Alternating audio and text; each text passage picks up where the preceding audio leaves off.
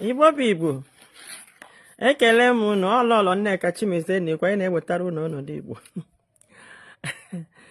Ndị be anyị ọ kperela ọkụ. Ịma na agwara m unu na a na-alụ Biafran war, mana the war wụ anyị na-alụ ya among ourselves.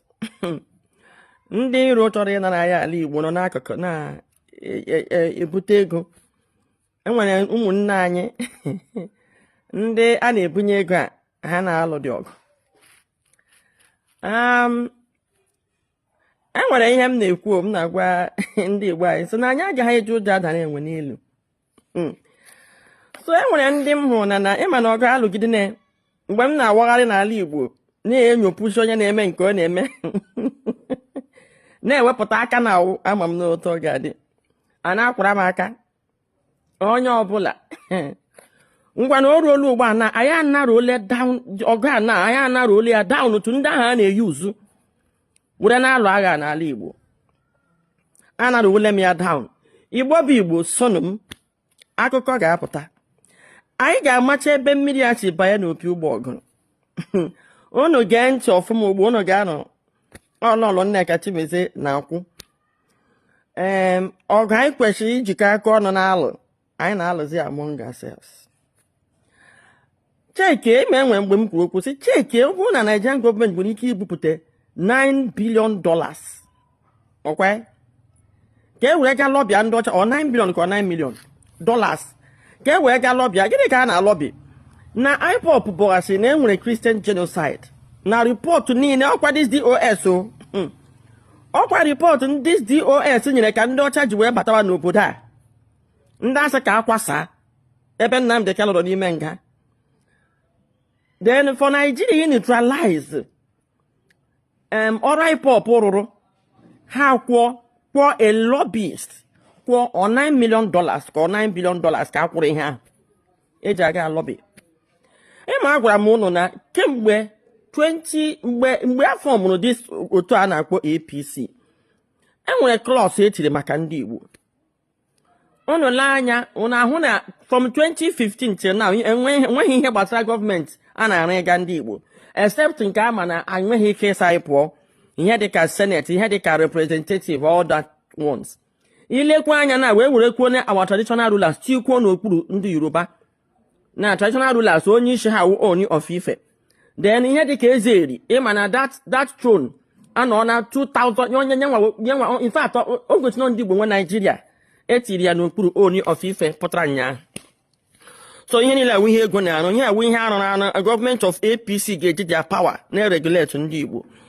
And ha bịara hụ na so otu na-anọdụ nda their grip na Ipob. Ndị gọọmenti anyị ihe niile wụ ma ndị eze anyị nọ nda their command. All this Ipob wụ ndị na-enye ha nsogbu. Ego niile gọọmenti of Buhari biri most of it wụ eji abata n'ala Igbo. And then Igbo bụ Igbo gọwan kwuru so asịrị ya ma na ndị Igbo a ga-eji nwa ego ha na ego ahụ ha ji na-ego ngwa agha na ha gara nwa ego n'ala Igbo anyị ga-eji aka gbusi onwe anyị. Ọ na-eme right now. Mana ọṅụ m ọwụ na ndị dịka anyị egosigo ha na ụdọ ụtọ ahụ ha si chee ya ụdọ ụtọ ọ dị. Ndị dịka DOS enwere mgbe m pụtara gwa unu tụ ihe ọbụla unu na-emene jidesie Ipob ike. And onye ọbụla pụtara gwa unu na ihe na-eme n'ala Igbo mgbe ahụ nọ Ipob unu jide onye ahụ na onye ahụ ma ihe na-eme. Na-agwakwa unu Igbo bụ Igbo ọzọ onye ọbụla pụtara ụgba nke ha hụ ụgba na-achị DOS ka egbuo mbirimaka jide na ha ọha wụ ndị enyere ego. And enwere ego ka a dọwara ihe a na-achọzi na the soul of Ipob.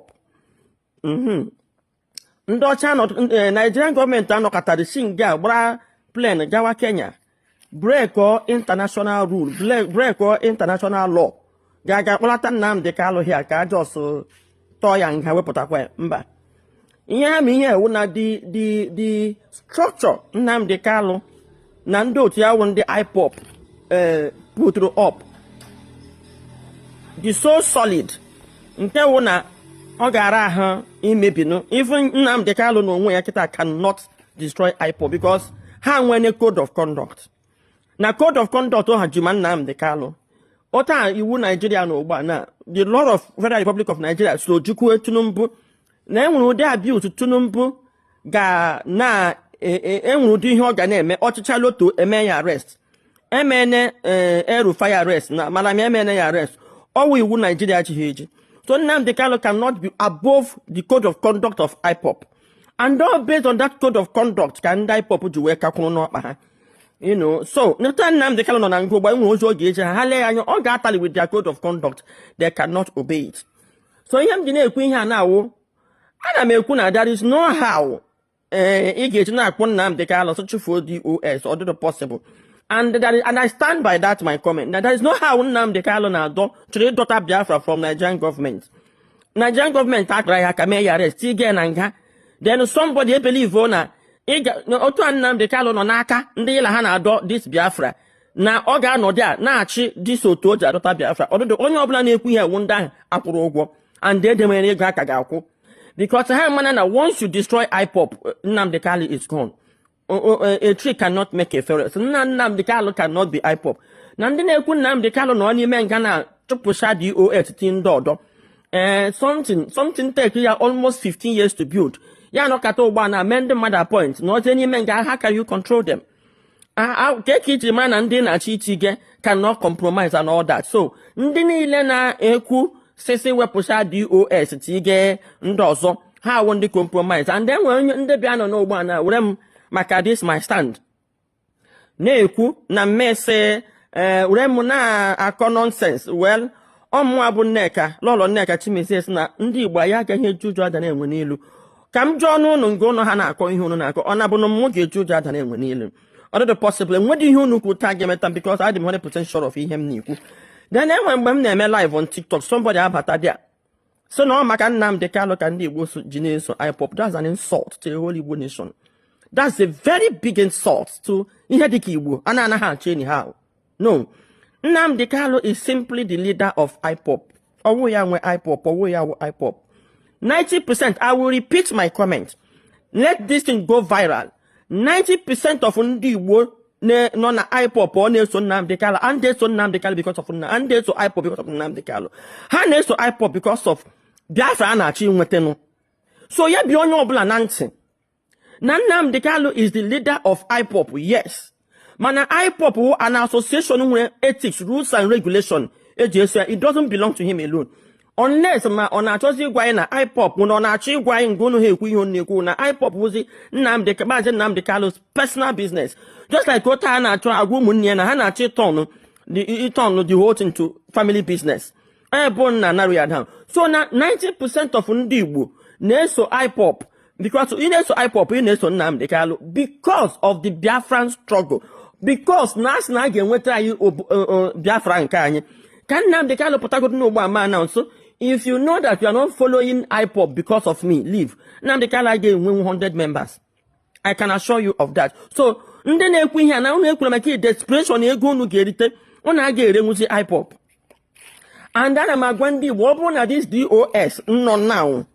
When he came off from 2021, I'm ihe niile emere ego niile enyere zọpụcha most of ndị na-ezụpụcha ndị otu ha niile bribe most of ndị na-ekwu ihe awụcha ndị Ipob.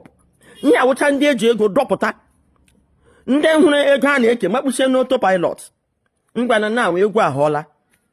So gịnị ọzọ ka ha meji aka na-achọkwa the soul of Ipob ahụ ka e destroy ya ha aghazi aka na Nnamdi Kanu nọ na nga na mmadụ apụta bịa gwa m na without DOS na Nnamdi Kanu ga na nga run or Ipob once you remove the DOS Ipob is gone, and once Ipob is gone the struggle is dead.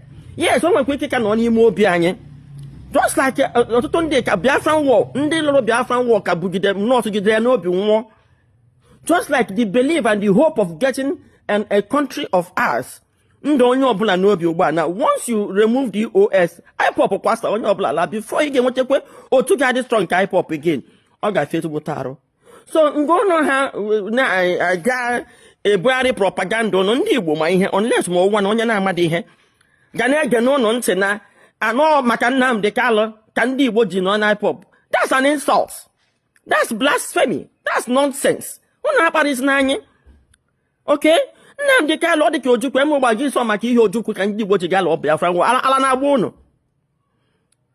Nnamdi Kanu, mgbe ga na nga gwa m Nnamdi Kanu, see, the day you compromise, that's your end. Uwazuike bido kwota Nnamdi Kanu si bido. So emo bwana mana pata ya so maka Uwazuike ka ndị nọ na Ipob ji ndị nọ na Mosop ji we nọ na Mosop.